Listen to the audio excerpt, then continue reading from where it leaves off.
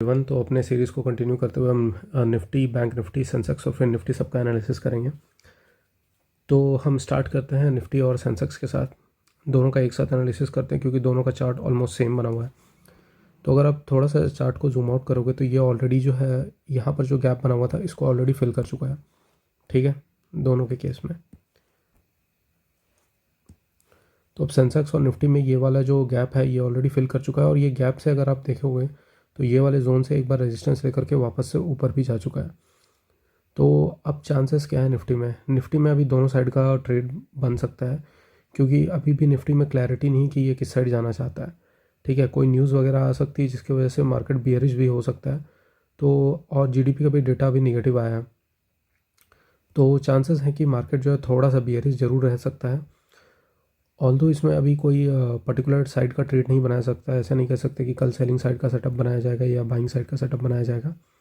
Nifty और Sensex में ये दोनों साइड का मोमेंटम दे सकता है और मार्केट वॉलेटाइल रह सकता है क्योंकि यहाँ पर अभी तक क्लियर मोमेंटम नहीं है। ऊपर के साइड में भी एसएल अवेलेबल है, नीचे के साइड में भी एसएल अवेलेबल है। तो मार्केट किसको पहले टारगेट करता है उसके अकॉर्डिंग ट्रेड बन सकता है। अगर मार्केट डायरेक्टली ऊपर जाकर के नीचे आने की कोशिश करता है तो फिर जो है सेलिंग साइड का एक अच्छा ट्रेड बन सकता है। Same goes for buying side setup कि बाइंग साइड में भी अच्छा एक ट्रेड बन सकता है। तो निफ्टी में भी क्लैरिटी नहीं है, जबकि आप अगर इसी जगह पर बैंक निफ्टी को देखोगे, ठीक है, बैंक निफ्टी और फिर निफ्टी को एक बार चेक करते हैं, ठीक है। तो अगर आप बैंक निफ्टी को इसी जगह पर देखोगे 15 मिनट चार्ट पे तो आपको दिखेगा नीचे में एक पहले तो गैप बना हुआ है, ठीक है, दोनों के केस में ये गैप अभी तक फिल नहीं हुआ है।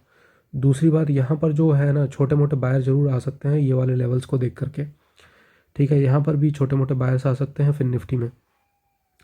अब इसके केस में क्या है, यहाँ पर सेलिंग बहुत अच्छा आया हुआ है, ठीक है, तो इसका मतलब यहाँ पे ऑपरेटर्स भी इंटरेस्टेड है सेलिंग करने में। तो यहाँ पर ज़रूर है ना कि इन सब लेवल्स का अगर ब्रेकआउट होता है तो मार्केट वापस से नीचे के डायरेक्शन में जा सकता है।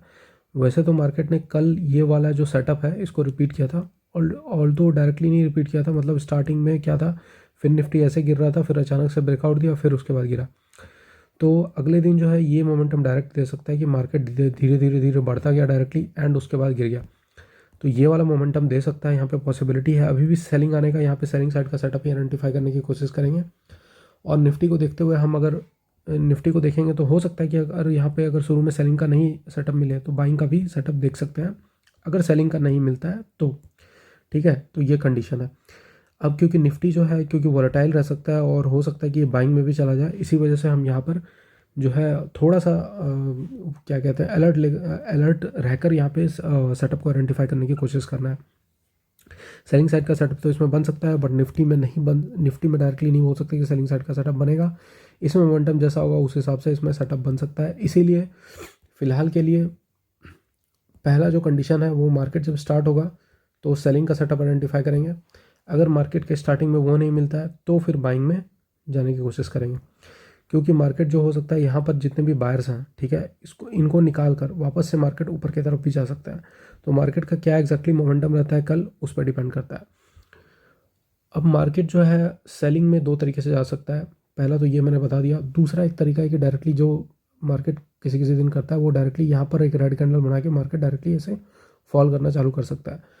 तो ये भी पॉसिबिलिटी हो सकती है। अगर ये आए तो हमारे लिए ये बेस्ट है, क्योंकि इससे क्या होगा ना कि यहाँ पे बैंक निफ्टी में भी सारे बायर्स निकल जाएंगे और निफ्टी में भी बायर्स निकलने की फिर पॉसिबिलिटी ज़्यादा रहेगी। और निफ्टी में जिस टाइप का मोमेंटम आया हुआ है उस टाइप से इसमें निगेटिव मोमेंटम ज़्यादा आएगा, ठीक है। बैंक निफ्टी में निगेटिव मोमेंटम कम आएगा उसके अकॉर्डिंग।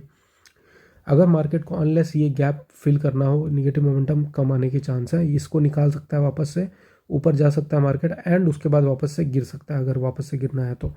बट हमें यूजुअली मॉर्निंग का मोमेंटम कैप्चर करना होता है, इतना देर हम वेट नहीं करेंगे क्योंकि मार्केट जो है कॉम्प्लेक्स होता जाता है टाइम के साथ और बाद में मोमेंटम भी इतना नहीं आता है। तो स्टार्टिंग में हमारा सेटअप यही है, पहला है मॉर्निंग में सेलिंग साइड का सेटअप आइडेंटिफाई करना, अगर नहीं मिला तो फिर बाइंग साइड का सेटअप को आइडेंटिफाई करने की कोशिश करेंगे। तो ये था आज का एनालिसिस। अगर आपको एनालिसिस पसंद आ रही है तो वीडियो लाइक कीजिए, चैनल सब्सक्राइब कीजिए। Thank you.